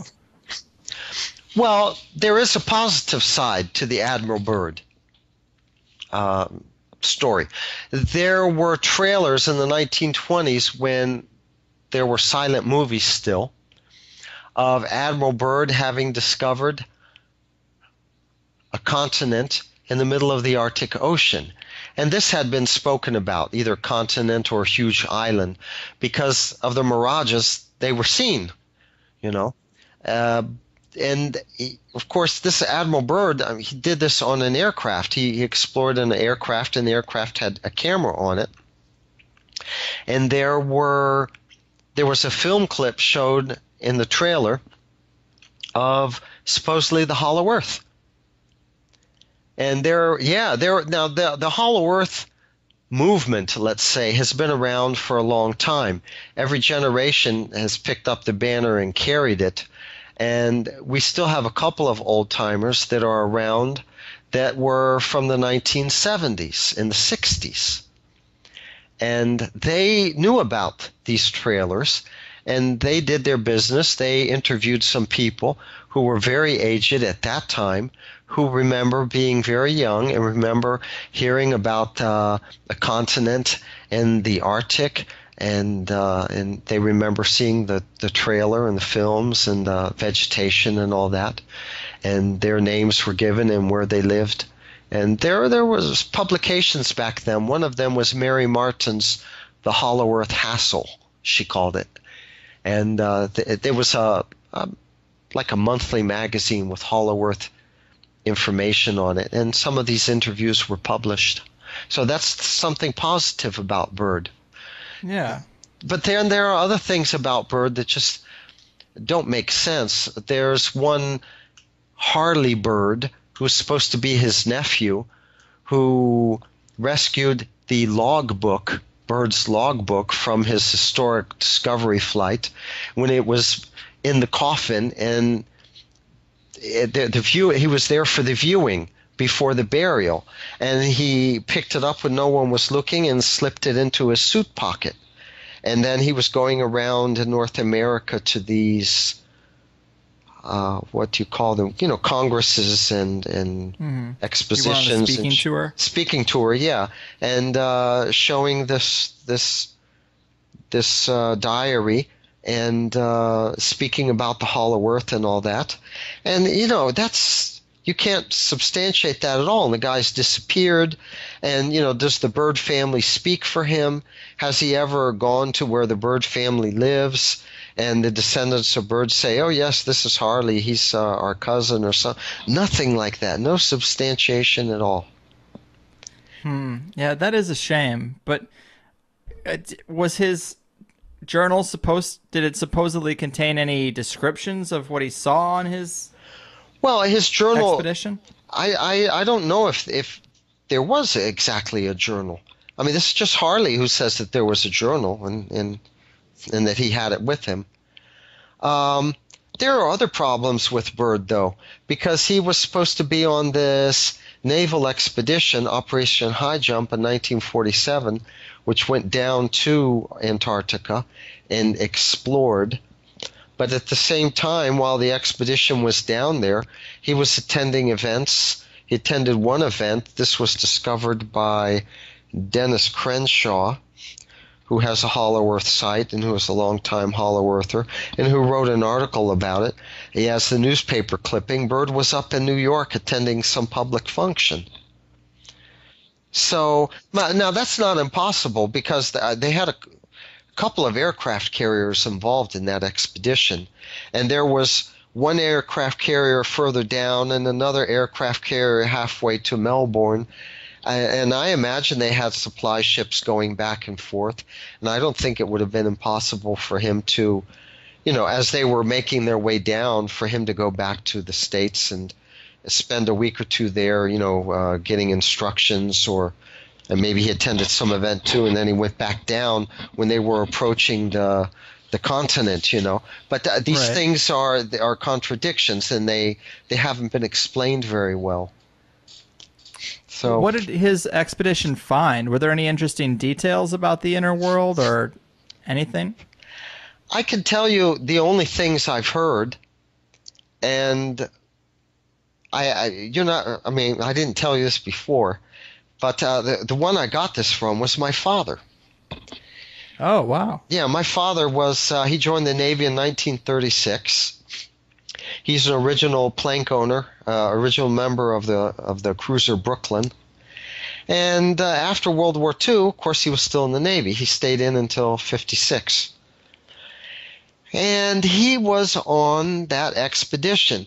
And the way this came to my attention is that during the Barry Goldwater campaign, I was just a little boy, and Johnson was running these ads against him where it showed this big nuclear mushroom cloud, and it depicted Goldwater as being irresponsible or something like that. Mm-hmm. And I remember my mother and father were talking about Armageddon and what could destroy the world, and he was talking. He brought up this expedition, and she always got on. She got on here. This was the first time. I was really about 8 years old. I remember the house we were living in then, and she got on him about how, there you go again with that stuff that you were on the Bennington. But when you got back to Australia or something like that, you wrote me a letter and you said you were on the Philippine Sea. So, and then you always said that you were on the Philippine Sea, and later on you did a tour on the Bennington. And he was swearing that no, I only served on the Bennington. I was on the Bennington twice. And she would say, well, I wish I had kept that letter. I don't know why you keep saying that. And I don't know why, but he didn't want to say that he was on the Philippine Sea, which is the one that went down there. But he told her at this time when we were watching this commercial on television, it was in the afternoon. I remember everything that happened that day. And he told her that the pilots, they went down there and they investigated, and they flew because there were reports of Nazi UFOs down there, or flying saucers, or some weird contraptions like that. And they got jumped, and we lost a few aircraft, and they came limping home, and they landed, on the deck, and we had to hightail it out of there. And I remember him telling her, she was trying to ask, well, what was it? What did they find? And he was saying, well, it was sort of a depression that they're in. They're in a depression there, and that's where they were staying. And he didn't have any exact information because, come on, he was a chief petty officer. They didn't tell him about it, But there was scuttlebutt on the ships, and that's all anybody knows about, that these aircraft went down there, and a lot of aircraft, and they were encountered by UFOs. They were treated abruptly. They opened fire or something like that. There were exchanges, and they really got whipped. Lost aircraft. And see, I guess the prevailing theory is that these were Nazi crafts. I know there's a lot of weird occult themes and strange technology that surround the Nazis, and they took a lot of interest in the poles. Some even think Hitler did escape to Antarctica. Do you think they were aware of the inner Earth? Well, it's funny. They sent the expedition to the African side, New Schwabenland. There were 2 or 3 large ships, and they did have a couple of seaplanes with them, and they did do a lot of exploring, but they were on the wrong side. They were exploring because they were looking for the entrance to the Hollow Earth. Exactly. Why they couldn't find it in the Arctic, why they didn't decide to, scour the Arctic near to home, because there's so much folklore about an opening in the Arctic. That's something I don't understand, why they would go down to Antarctica. But, okay, they did that. That one New Schwabenland expedition is well documented.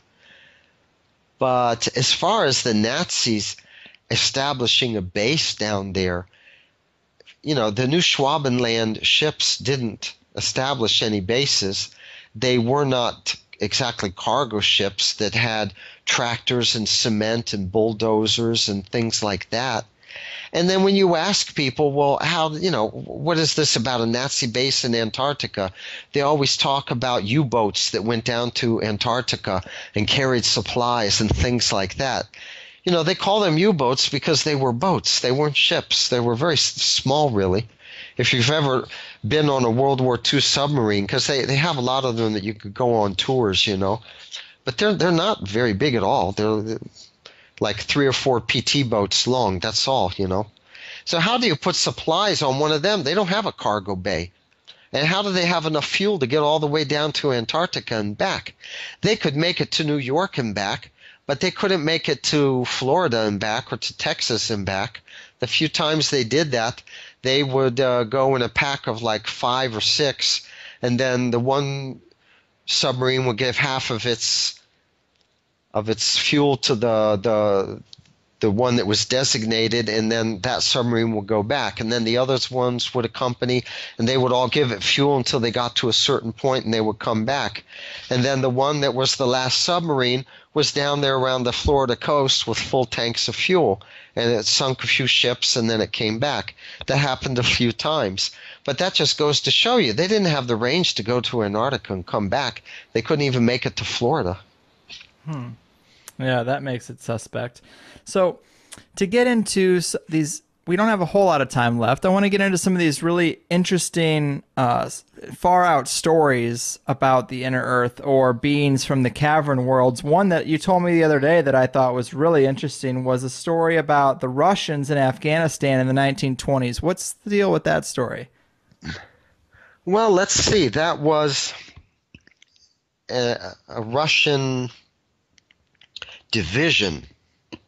That was a division. It was not just a few Russian soldiers, and they were fighting a pitched battle with Afghan, freedom fighters or whatever. Good Lord, that stuff's been going on for so long in Afghanistan.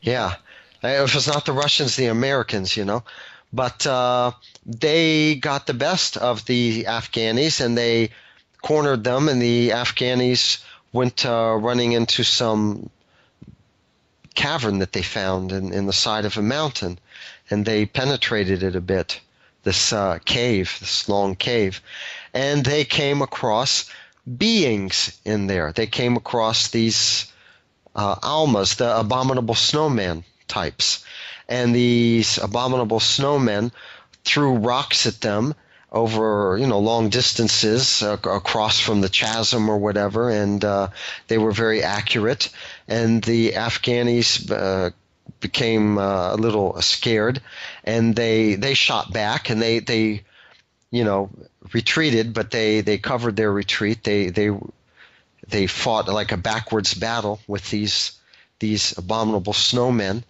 in their habitat. And they came out of the cave and they surrendered to the Russians.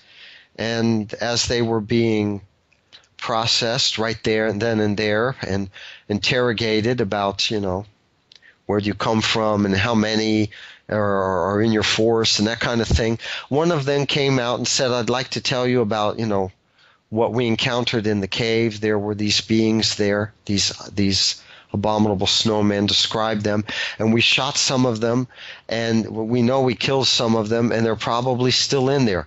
If you go in there, you'll be able to find them. And he did. This general, his name was Tobolsky, he sent some people in, and they retrieved one of these abominable snowmen bodies, and they came out, and everyone was marveled about it. They had human facial features, but they had animal hair all over their face, and their face was kind of reddish colored, but they looked like men, they only got one. And what could they do? There was a doctor with them, and the doctor did not an autopsy, but an examination. He measured their fingers, the width and the length and things like that. He described their nose, and he took measurements of that, 1.5 centimeters long from this point to that point and all that. The size of the head, the skull, the girth of the legs, the thighs and all that, the height, the weight. And they couldn't, they were on the run. They were in the middle of a war. They didn't bring the body with them. They left it there.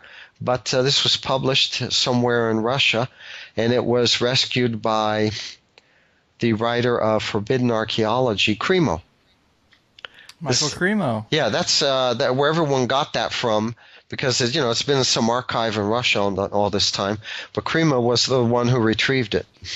We had Cremo on the show about 2 months ago. That's awesome. Yeah. He's a good guy. Well, another one who ran across a being like that was Theodore Roosevelt. Yes, we've heard that story on the show before. Oh, okay. Really, really weird. But yeah, it's a person of such stature to talk about that is pretty interesting.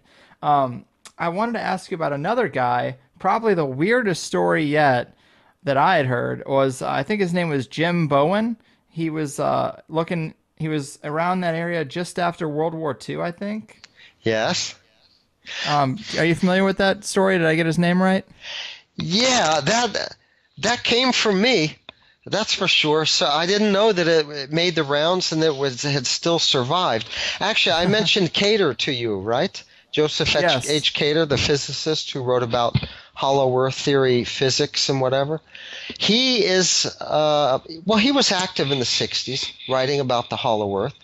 And he was approached by Jim Bowen, who said that he was on an expedition which followed the Operation High Jump in 47. This was a little bit later, that he was about to get mustered out of the Navy, but they asked him if he wanted to volunteer for a mission which would take the better part of a year, and that they were looking for patriotic people, and if he wanted to do something for his country, then perhaps he would be interested. And he volunteered, and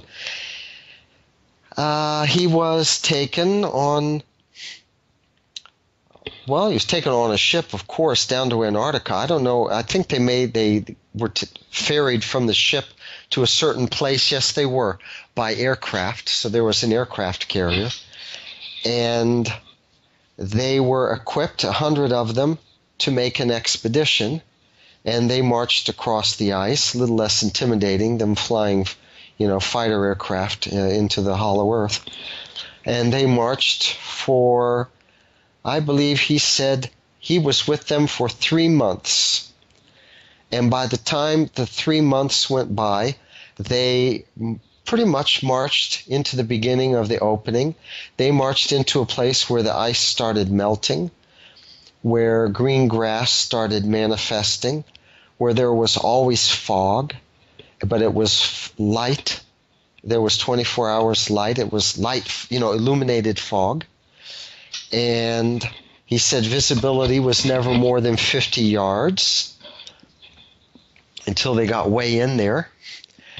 And it opened up, and there was, countryside and vegetation and hills and whatever.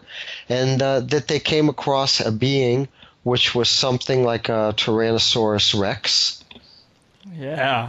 Yeah, and they just kind of crept backwards and, soft pedaled out of there. And of course, they were armed. I think they probably would have been able to handle it, but they weren't chased or anything like that.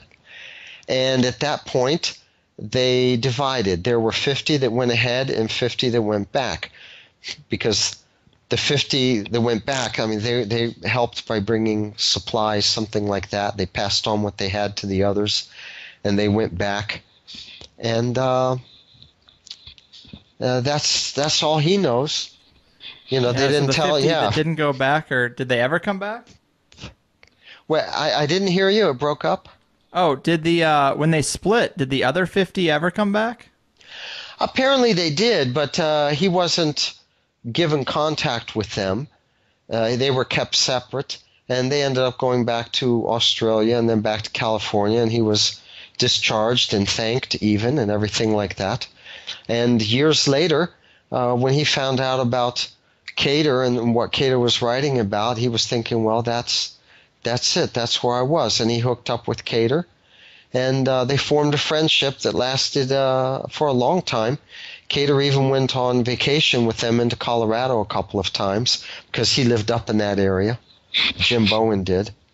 And Cater spoke very fondly about him. I spoke to Cater by phone a couple of times. This was 10 years ago, and he was living in an old folks' home. And he wasn't so lucid at the time, but he was able to relate things like that. He related his friendship with Jim Bowen very nicely. Wow. Yeah, that is super interesting to see something like a T-Rex. I mean, that is as foreign as an alien. I mean, that's the kind of story that you don't hear every day. Well, yes, dinosaurs have supposedly been sighted in Venezuela. This is along the Venezuelan plateau. It would be southeastern Venezuela. It's an area which is not accessible. On the far side of the Venezuelan plateau, let's say, would be Angel Falls, and then Brazil, the Brazilian Amazon. It is Amazon there, the Venezuelan plateau.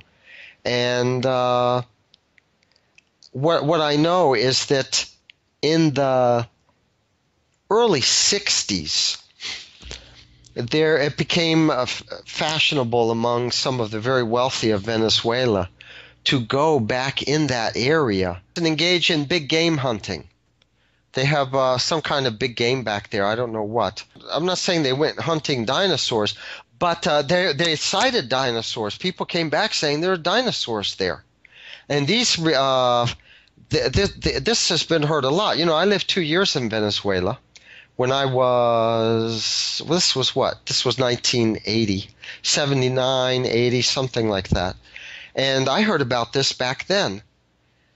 But that dinosaurs had been sighted in that area, and that it's hard to go there, and that going there was discouraged by the government.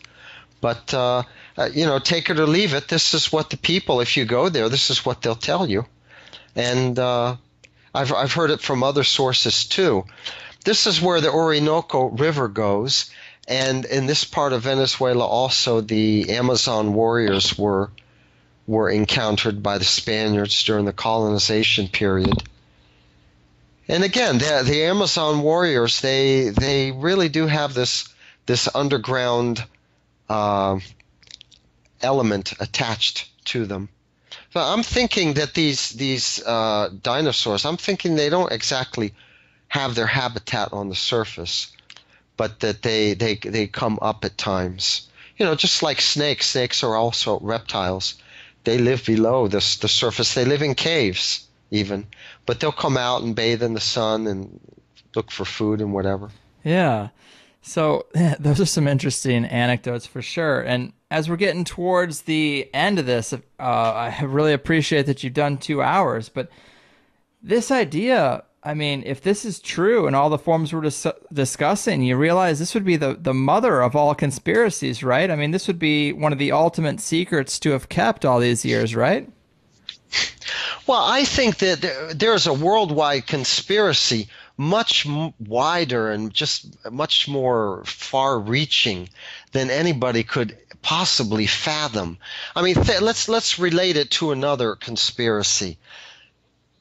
I was mentioning to you about the Venera spacecraft and the problems with accepting that this probe parachuted through the clouds, the cloud mantle, when in the atmosphere, when the atmosphere has a temperature of 950 degrees Fahrenheit.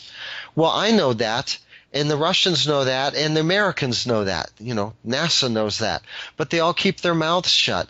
If the Russians and the Chinese really were ticked off with the Americans, they just want to let the American people, the American government, and they want to let the American people know what was happening with their government and the kind of shenanigans the American government pulls.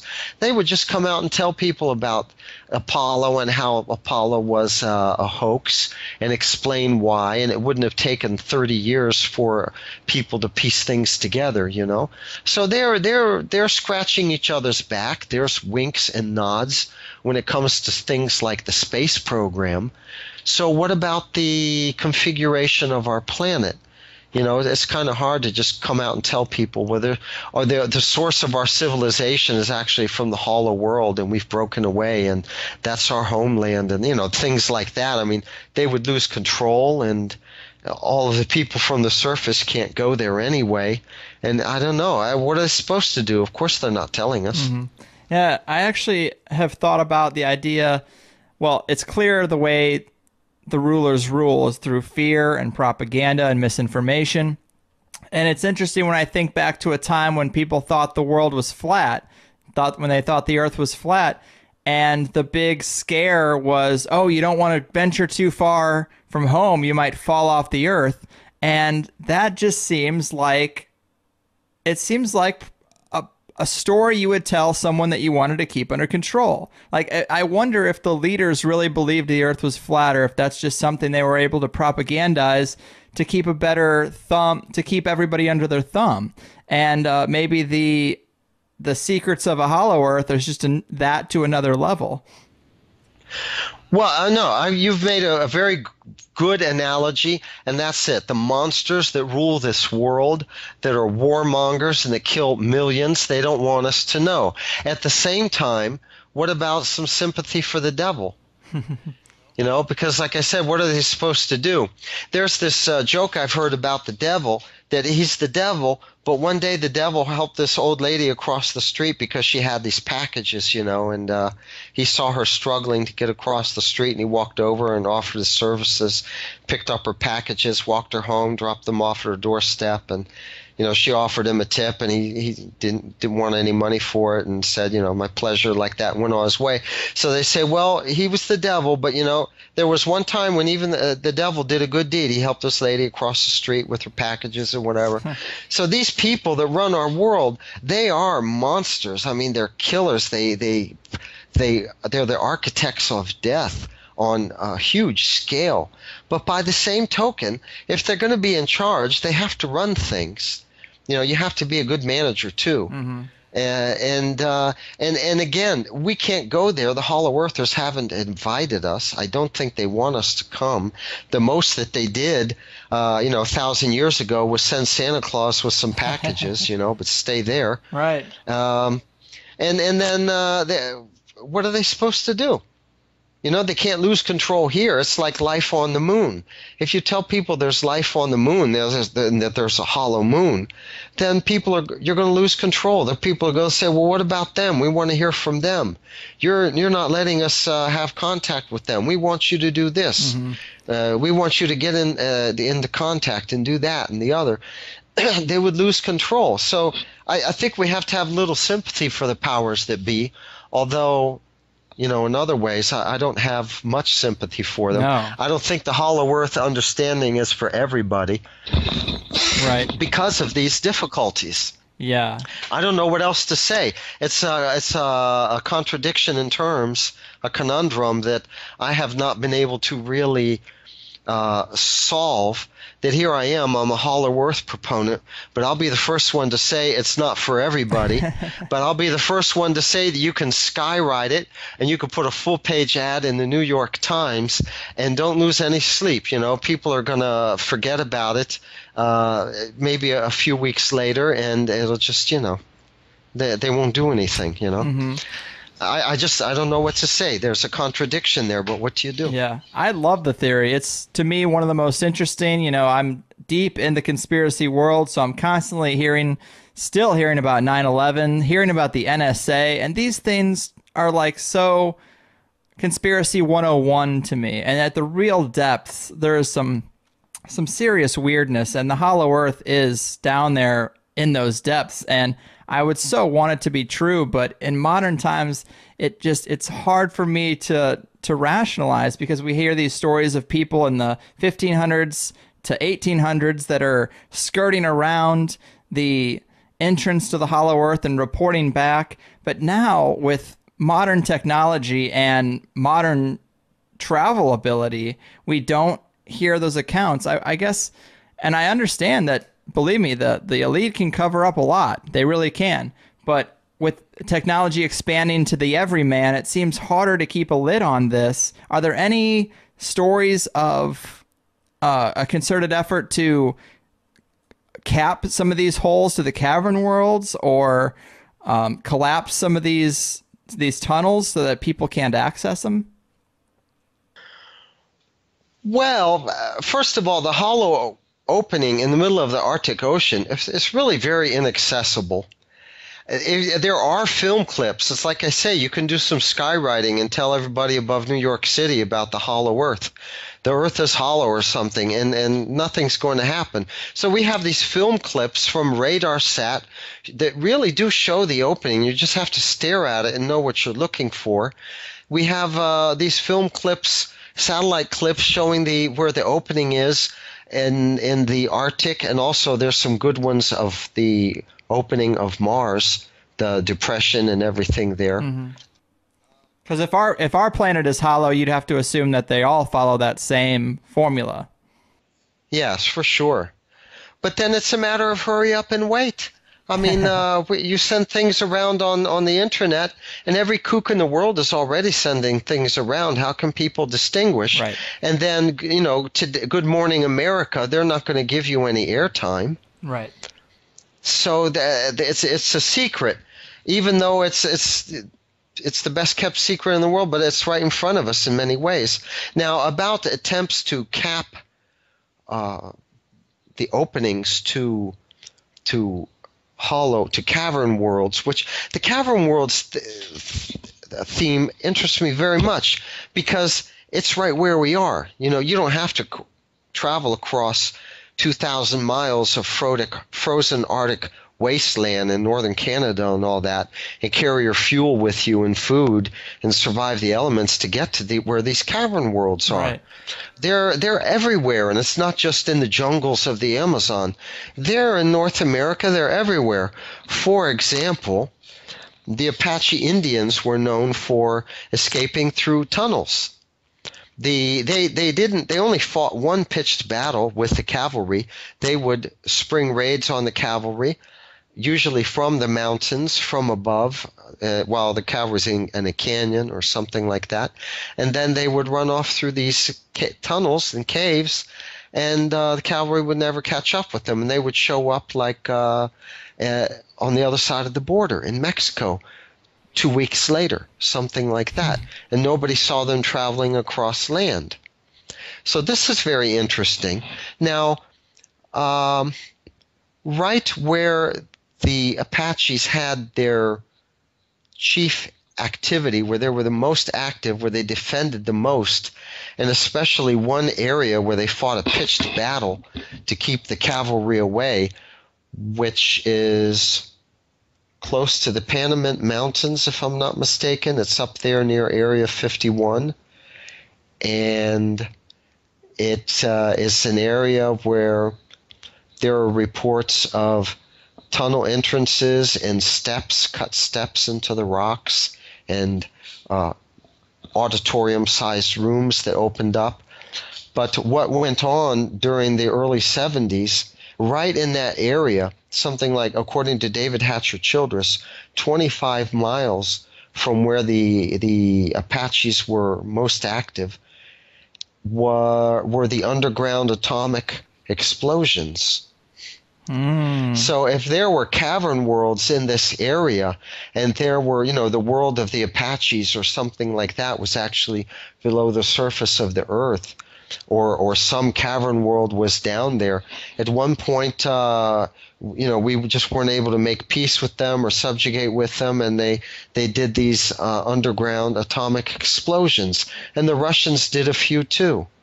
And then the Hindu Kush, which is known, that's where you have the most folklore about underground worlds, Shangri-La and that kind of thing. The Pakistanis engaged in some underground nuclear testing also. So all these people are enemies with each other, but they seem to have a common agenda, and they don't tell on each other. There's winks and nods. And again, the size and scope of the conspiracy is just still something that I cannot fathom. Yeah, man. It drives me nuts myself all the time. We just talked about the Nevada desert, not far from where I live here in San Diego, and you're there in Brazil. There is a story of a modern story of the military investigating a super long tunnel system there in Brazil, right? Right. I first became aware of this from the David Hatcher Childress interview on the Laura Lee show, and this was right around the turn of the millennium. And I was able to corroborate this there is a group called iMagic, all one word, the letter I and magic, spelled G-I-K, I believe. If anyone wants to know, they can toy around with it. In the city of São Tomé das Letras, in the state of Minas Gerais, Brazil.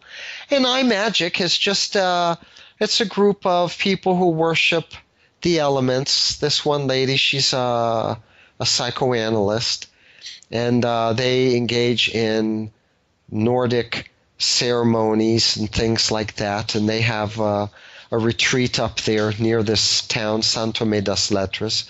And she was able to, I went and visited her once because she also works in Sao Paulo, but they have like a weekend home there, 8 hours away. But she told me about this area. She told me about the city, São Tomé das Letras. It's a small town. And she told me about David Hatcher Childress. The town is a rock quarry, and there's also a lot of hippies there, let's say, that do arts and crafts. Now, there's a tunnel there, and it's called the Stamped Cave because of all the bat dung that lines the walls of the cave. Mm-hmm. And it's not a cave, it's a tunnel. It goes on a east and west axis line, and it's about 2 meters tall, about 1.5 meters wide, and it has a down-sloping gradient to it. And people have explored it a little bit, but one day the Brazilian army was sent there to explore this cave, this tunnel, because this is very unusual. It's not natural. It was cut. Mm-hmm. And they went through it for several days. I mean, they were gone a total of like 10 days or 2 weeks, something like that. And it just went straight on down. And they came to a big room, maybe the size of an auditorium or the size of a house or something like that. And there was a north branch off going, seemed very much north, straight north, due north, south, and also west. Since they were coming from the east, they stayed there and rested for a little bit, and then they continued west for about 2 more days. And they came to this very big chasm, and it looked too difficult to get across. Their supplies were going low, so they decided to come back, and they went back. And that's been the end of it. Any kind of caving or spelunking or expedition or exploring in caves is there are laws that govern it. You need permission. There's a ministry of it comes under the Ministry of Mining, caving, and you get the police on you and you go to jail if you engage in any unauthorized caving. I imagine. So no one's really. Yeah, go ahead. Oh, I imagine that's how they keep the secret these days. That's how they keep the guard. Just use that legal framework to scare people out and have consequences for entering. Yeah, because it would be so hard to keep it secret. The supplies you'd have to have outside. You need generators and trucks and people and radios and wires and things like that to keep in contact with your people. You couldn't keep it secret. Now, this one lady with iMagic, she told me that when they would go horseback riding up there in the area, there were areas where you would go galloping across or trotting across with the horses, and they could tell that the ground below them was hollow, that they were traveling across some rock or something like that, but it wasn't very thick. And she said that that's very interesting, and that the farmers up there, the hacienda owners, the plantation owners, they don't let people browse around on their property or go through the caves either. As a general rule, they all band together and they don't allow that. Yeah, that sucks, man. I'm feeling like I want to be the next Indiana Jones and try to get in there somehow. I mean, if you were going to try, like, let me ask you, if you were going to advise someone as to how to best access the inner earth or these caverns or discover something sensational, where would you tell them to try? If you had to speculate. I really think I would tell them not to try. I mean, I wouldn't tell them to try, because there are beings in there like orcs or goblins or hobbits. Don't you want to come And face these to face with beings, something like that? not 3 miles below the surface of the earth. And it's just me, and then there's an army of orcs. I've read the 3rd chapter of The Hobbit when they're in the mountain there and they're being chased by the orcs in the dark. And all they have are a couple of swords with them. I mean, it's very dangerous to think along those lines. And then here I am, I'm the proponent, and I'm telling people, oh no, don't do that, don't go down there. But what can you say? These worlds are inhabited. Maybe that's why they call it Middle Earth, middle of the earth. But I just want that personal proof, I would just love to see that personal proof. Yeah, I know. I know. I've thought about it a lot. I even thought of taking like a motorcycle and going into that cave in San Tomé das Letras, because it's a straight gradient, right? And just going downhill as far as I could go. Maybe I could go 50 or 100 miles and just bring a lot of gasoline, like get a big motorcycle and rig it to carry all this gasoline on the back or something. But I mean, these are like some wild ideas I had in the beginning. But now I just don't know what to say. I even saw a drawing of an elf a while back.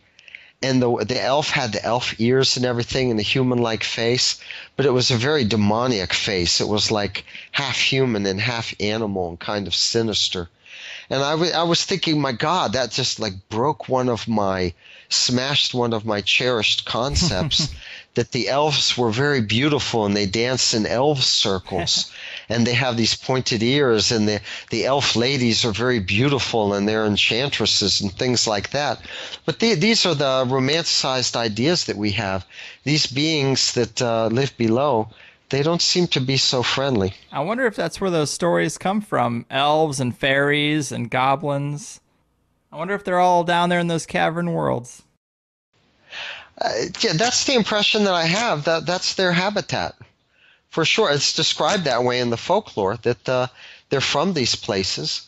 There were a few Englishmen that made their way down there and were allowed to come back.